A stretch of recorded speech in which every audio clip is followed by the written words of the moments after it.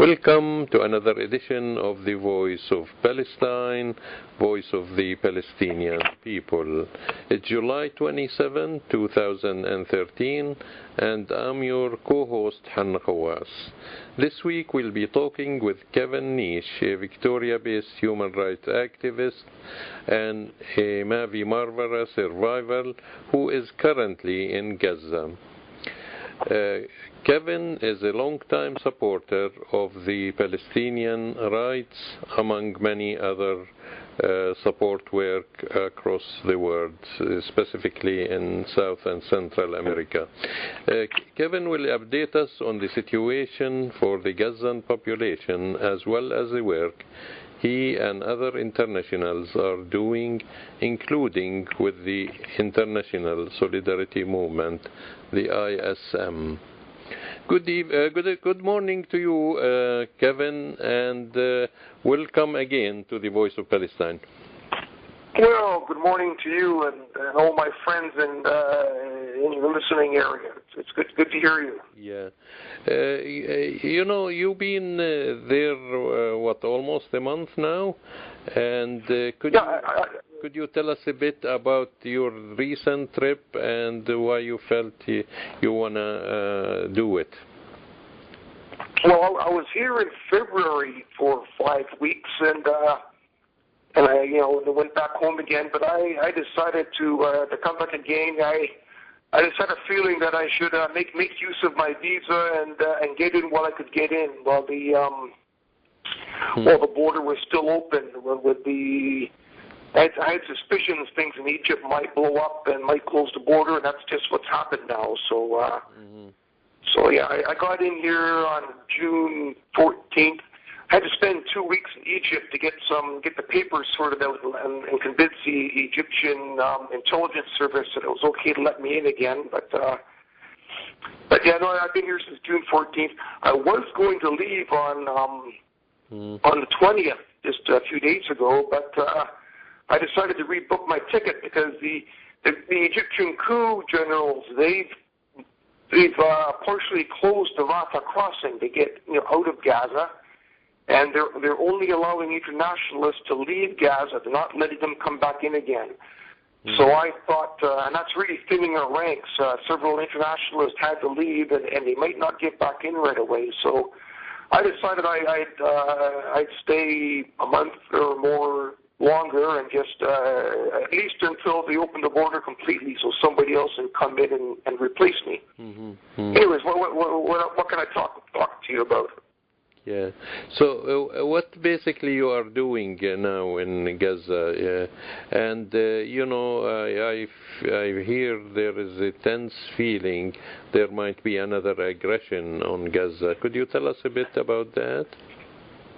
Yeah. Well, last time I was doing mainly talks about the Mavi Marmara and whatnot. I'm still doing some Mavi Marmara educational work here, but this time I'm working as a volunteer at the fire department at their repair shop. So when I can, I go down and lend a hand fixing fire trucks and ambulances, and for the most part, these folks in Gaza, just what they're doing. They don't need my help, but I do have a bit of technical knowledge, and every now and then I can speed up a job or spot a problem that they might miss. But and as well as that, I spent the first couple of weeks working on a government fisheries research boat in the harbor that needed repairs and inspections. So I spent a couple of weeks crawling around the inside of that ship and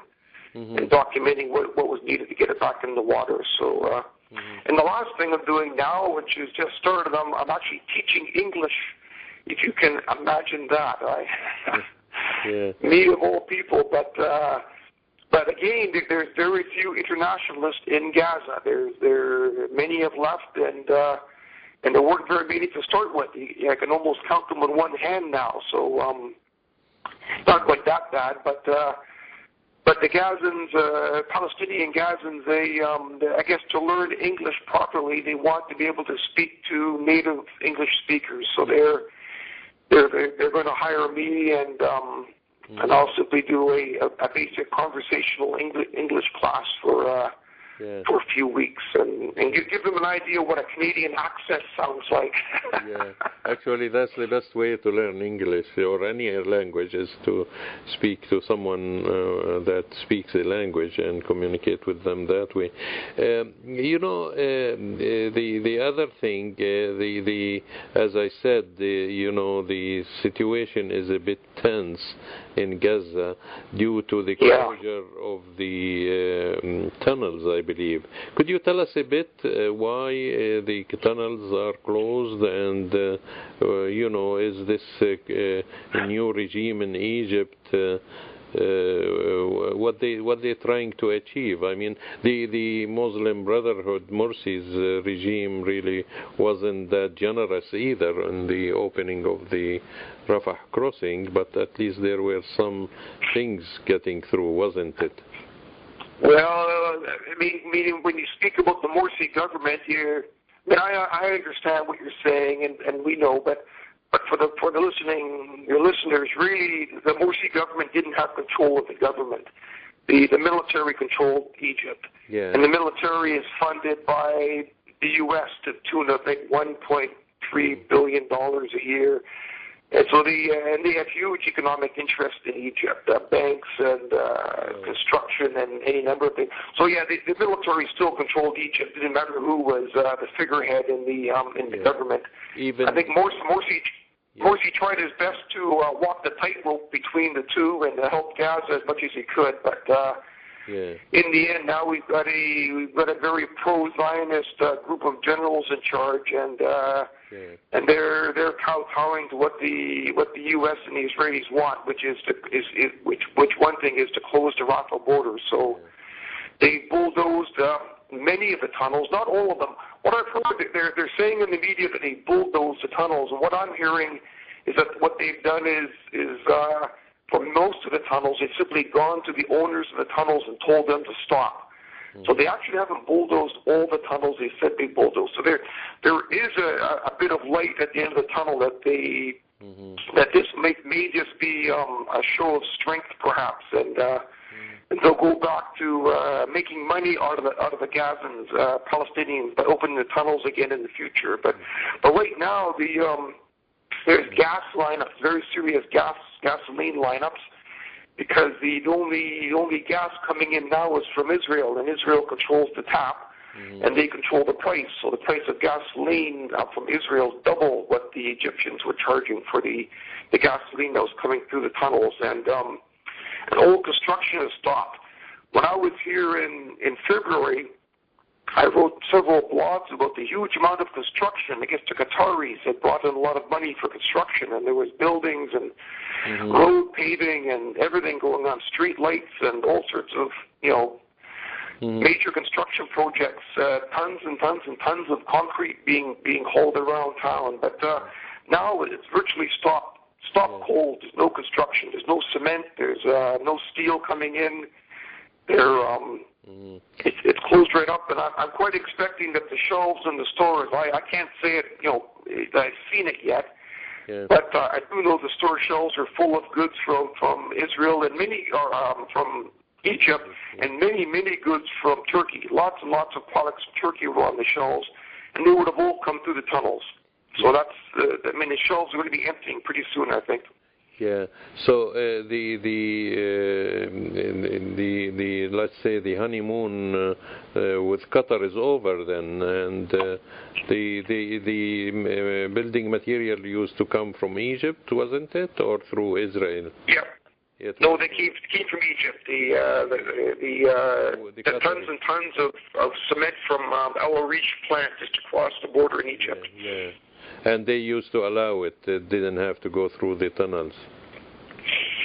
Well, I think that went through the tunnels. The only thing that was coming across the border was sand and gravel. Not sand, but gravel for construction. They were letting many truckloads of I call it nabby jacks for making cement. That was coming across, but there was all over Gaza before you see tractor trailers full of bags of cement from Al Rish cement plant in Egypt, and that's dried right up.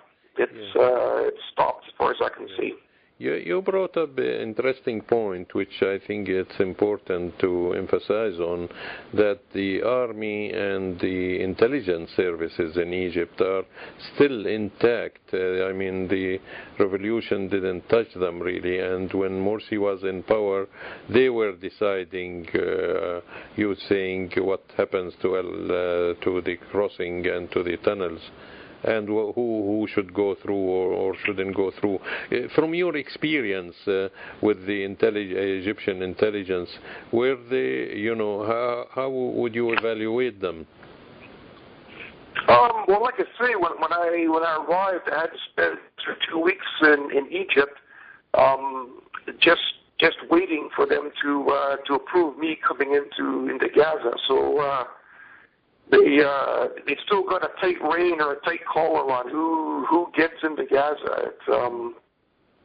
I know last time I was here, there was several folks from Britain that wanted to work with youth in Gaza, and they'd waited I think 2 months, and they'd given up and they were heading back to England because they couldn't come in because the Egyptians, I guess, didn't like them for some reason or another. But there's no doubt I don't want to be a propagandist, but Marx always said that if you have half a revolution, you're digging your own grave. The Egyptians, what else could they do? But they had half a revolution, and they came up and exposed themselves. The leadership came above ground. And I'm not saying Morsi didn't make mistakes. I've heard many people say he did, but he never did have power, and this is obvious now. He's of all people, Al Baradei is vice president or whatever. For heaven's sake, they simply they're doing whatever they please. They call it a government now. It's just a sham. It's a fig leaf over a coup. Yeah, and basically the military is controlling everything. Why you think some of the leftists in Egypt are supporting this sham?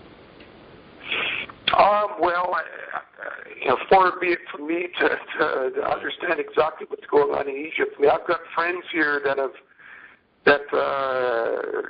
Western friends that have been here for 2 years, and they say they don't know what's going to happen in Egypt or why, but although so it's they keep saying it's a mushkila, problem in Egypt.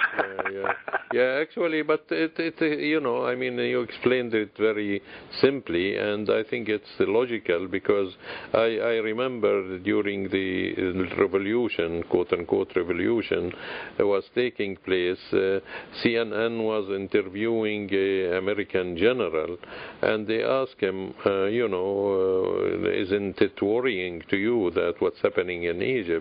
He said, no, it's not, because we trained the Egyptian military generals, and he said they know what to do. So he just said, don't worry about it, they know what to do. So, and I gather they were waiting their chance for Morsi to do so many mistakes, and he did quite few, so the popular resentment will grow, and then they'll take their chance and jump in and abort what little achievements the revolution did in Egypt. So we've seen the same thing happen in Latin America. Chile's a good example. Guatemala's another example where the military came in and swept them out, and even just recently in Colombia. I mean, when I think in the 80s the left wing decided to the guerrillas decided to join the political movement and come out of the guerrilla movement into political parties. And I think they lost 7,000 political activists, but they all came above ground and tried to join the political movement. It's supposed to do exactly what everyone wanted them to do, and they got massacred, and they went right back underground and rebuilt. So, and these, so it's these are so go ahead. Yeah, these generals are all trained in the School of the Americas, aren't they? Oh, that's exactly right. Yeah. So they call it actually the progressive movement, and the church groups call them the School of the Assassins. Yeah, because they train them to assassin their people, and I think the Egyptian generals are no exception. No, they're and Israeli hands are in everything. I mean, that's right. I could list off all the governments in Latin America which were propped up, all the dictatorships that are propped up by Israeli money and Israeli guns and training, and they're actually playing a hand right now with maybe you folks haven't heard much about it, but there's Ethiopia's building dams on the Nile. Which are going to cripple the Egyptian economy if it's not done, with consideration to Egypt needing the water, needing the power from the water, and who's involved in funding the dams in Ethiopia? Well, it's the Israelis and China, and so it's they want the Egyptian economy to stay behind and dependent on the Western economies, and Oh yeah, so certainly if there was a proper revolution in even if it happened tomorrow in Egypt, I could see they're talking about the high dam on the Nile in Egypt. Losing 30% of its capacity for generating power. Well, that would just destroy the economy. Yeah. And the water for irrigation would dry up. And they've well, use a term, they've got Egypt by the short hairs, basically. And maybe that's the time where these generals should flex their muscles and tell Ethiopia to either stop that or else, rather than trying to play heroes over their population. Yeah, well, they have to care about their people. I don't think these folks care about their people. That's what they train to do. Yeah, I mean, they know what to do. So let's go back to Gaza, because I'm really worried, Kevin, and under all this turmoil in the Middle East, that Israel might strike Gaza, and it's not really Hamas or Fatah who's going to suffer. It's the Gazan population. And, I think the Northern Front, so-called, is basically in really mess with Syria, and the U.S. and the Western backing to continued violence in Syria. Also now the Egypt. So I'm really worried that Israel might take the opportunity and strike. Is there a feeling in Gaza that this might happen? Yes, there is. I'd say it's not a case of fear or panic. It's just being common sense that the folks are saying that is quite possible. I know what few internationalists are here. We were invited down to the Red Crescent Society and basically given our marching orders that they consider it a strong possibility at the Red Crescent Society that the Israelis could mount a major assault. So we were asked or given instructions about what to do and to report and then to ride with the ambulances from the Red Crescent once the expected assault comes. But of course they're planning just in case. So nobody knows for sure, but there's certainly the Palestinians have been through this kind of a crisis many times, and they know what to do. They're acting accordingly. They're getting prepared. Yeah, they have contingency plans, I guess, in case such a thing happens. That's good, because I think who's going to suffer is the people really in Gaza. And we'll find Yeah. Go ahead. No, go ahead, Kevin. Well, I was just saying, and then we'll find out who the Palestinians' friends are. We'll find out what Mr. Abbas does, and we'll find out what the Egyptians do, and we'll find out what the Turks do.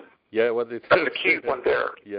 Yeah, because I think it's their practical position from the Palestinian people is the litmus test really of what each regime or each country stand for, and Egypt failed the Palestinian people as a country, as a government, failed the Palestinian people for the last 35 years since the Camp David Accord was signed in 78. So they really failed the litmus test. So I don't expect them to pass it within the next year. No.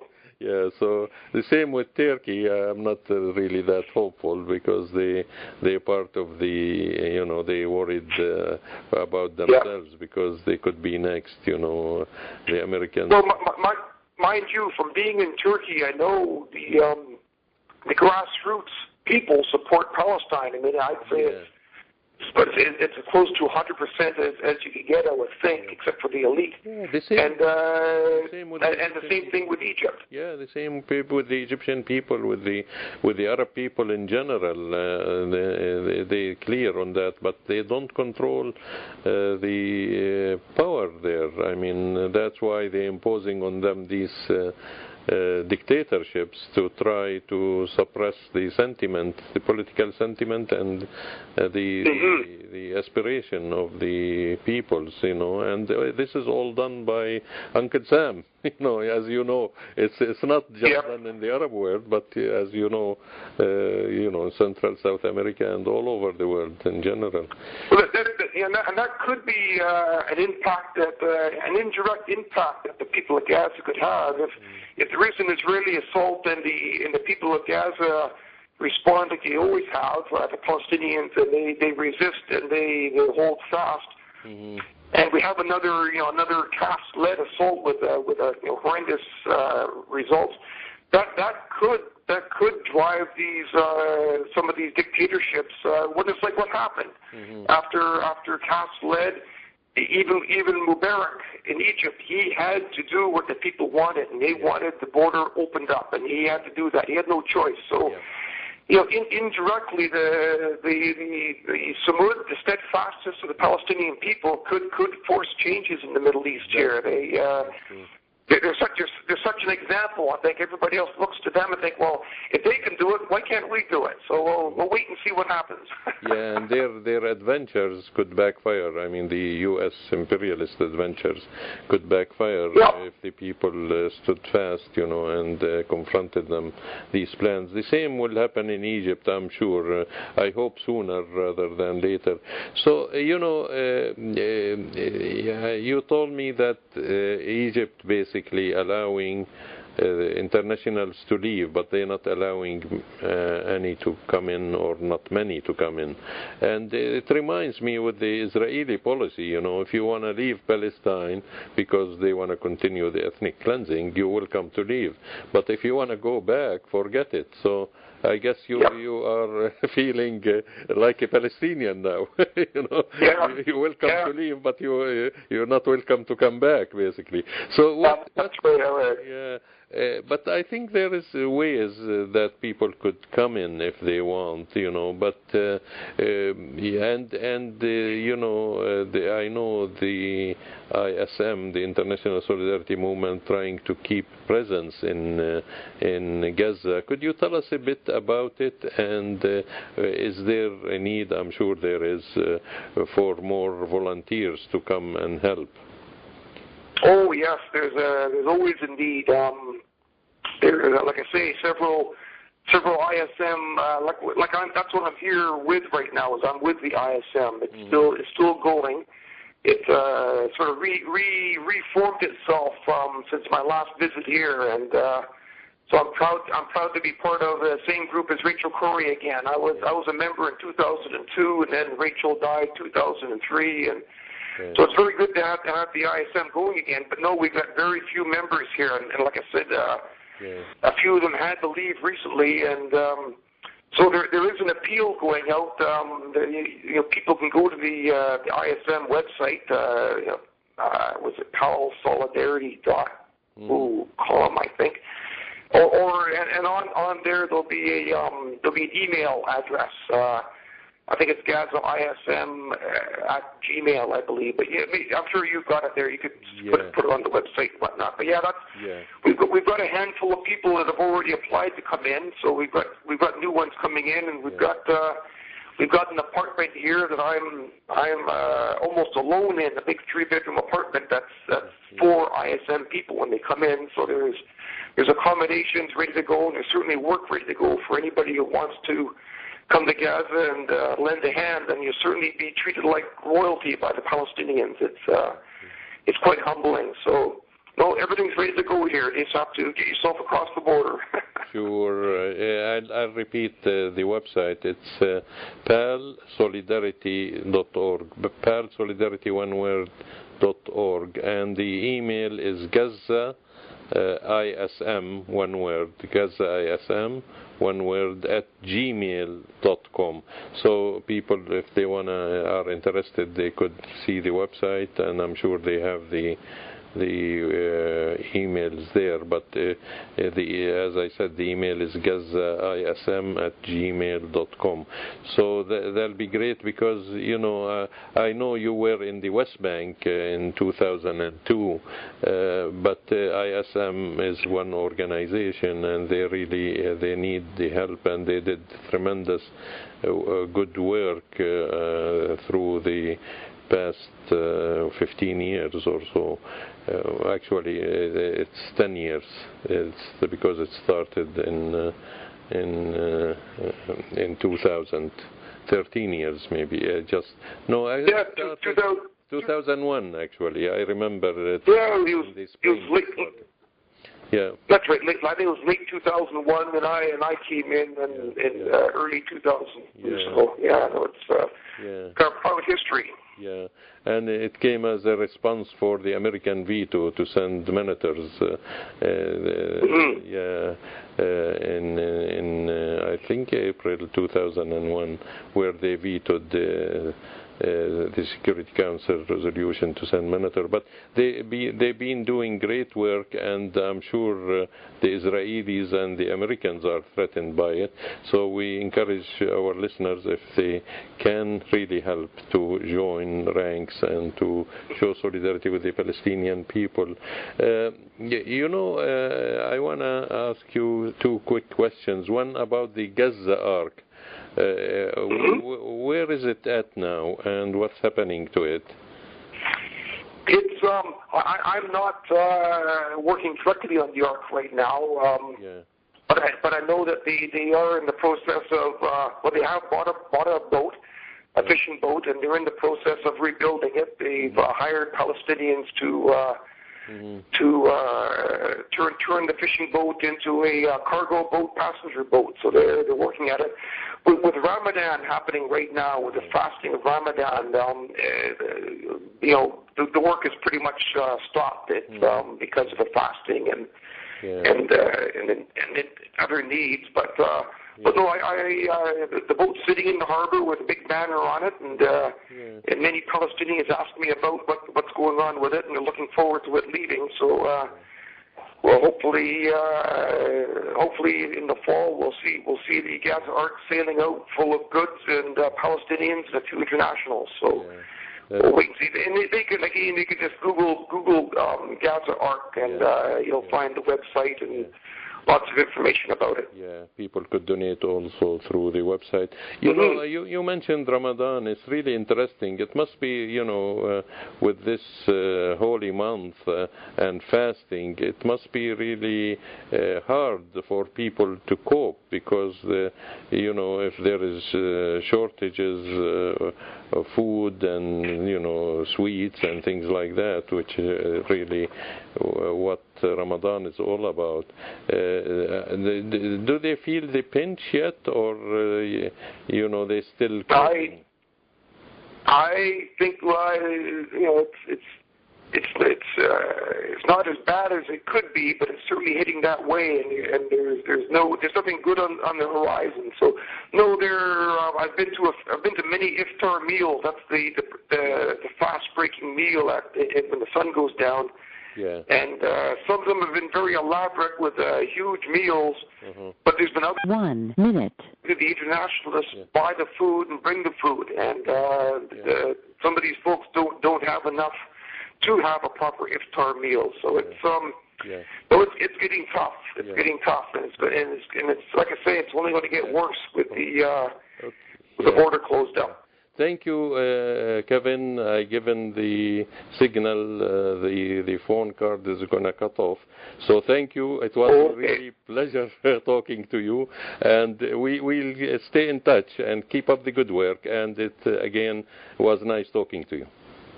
Yep, good. Say hello to Marion for me. Thank you. Thank you very much. Have a good Bye-bye then. Bye-bye. And that was Hannah Kawas talking with Kevin Neish live from Gaza. And with that, we conclude another edition of The Voice of Palestine. I've been your co-host, Marian Kawas, and our final music is by Jewish-American folk singer David Rovics, entitled All Aboard the Mavi Marmara. And we dedicate it to all those international volunteers who have sacrificed so much in their support for the human and national rights of the Palestinians.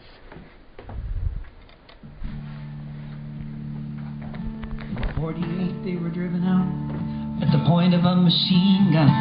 Families fled in fear to Jordan, Syria, and Lebanon. They fled around the globe, firmly held in terrorist grip, and about 1 million refugees ended up in the Gaza Strip. In 1967, the IDF moved in, and the refugees in Gaza became refugees again. Settlers took their farmland, soldiers took the ports, and the people were surrounded by military force. In 2007, they cut them off completely. No access to the borders, no access to the sea. The world began to see this unavoidable stamp. The most crowded place on earth was now a concentration camp. Israeli jet fighters bombed Gaza from the air, and they kept out the supplies needed to rebuild and repair. They kept out the convoys of humanitarian aid, anemic children going hungry, crushed and burned in bombing raids from around the world. Good people tried to get across the border to the other side. Almost all of them were turned away, deported back to Turkey, Jordan, France, the USA. They were barred from ever coming back. Adam and Huwaida decided on a different tack. They loaded up a boat, managed to get through. That's when activists in Istanbul decided what to do, armed with food, wheelchairs and prosthetic limbs for victims of the bombing raids to wear. They packed cement by the ton. They had a few kitchen knives, but not a single gun. They were determined to reach the bay, to break the siege of Gaza and not be turned away. As they left Turkish waters, everybody wished them well. As for what would happen next, only the apartheid state could tell. All aboard the Mavi Marmara, sailing toward Goliath's kingdom, armed with nothing but stone.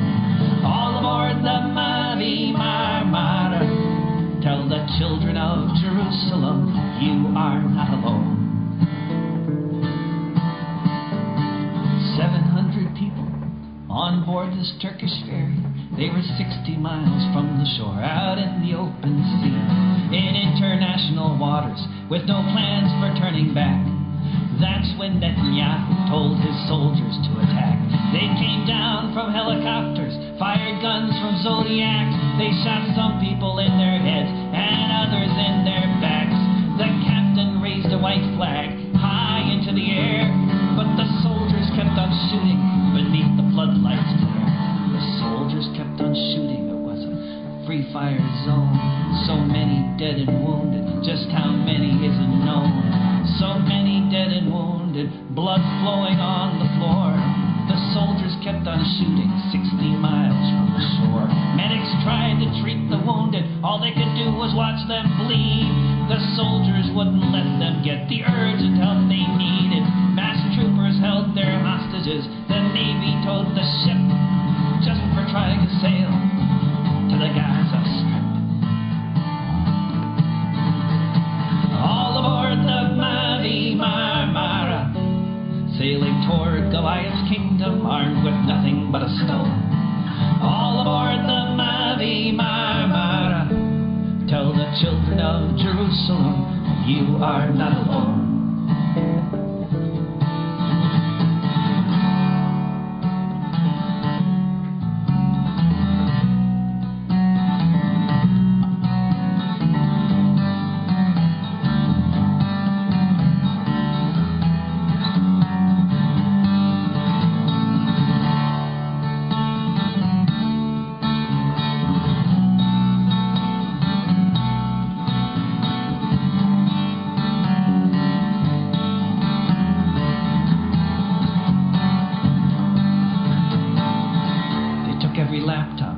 Camera and cell phone. This is what Goliath does to those who dare to throw a stone.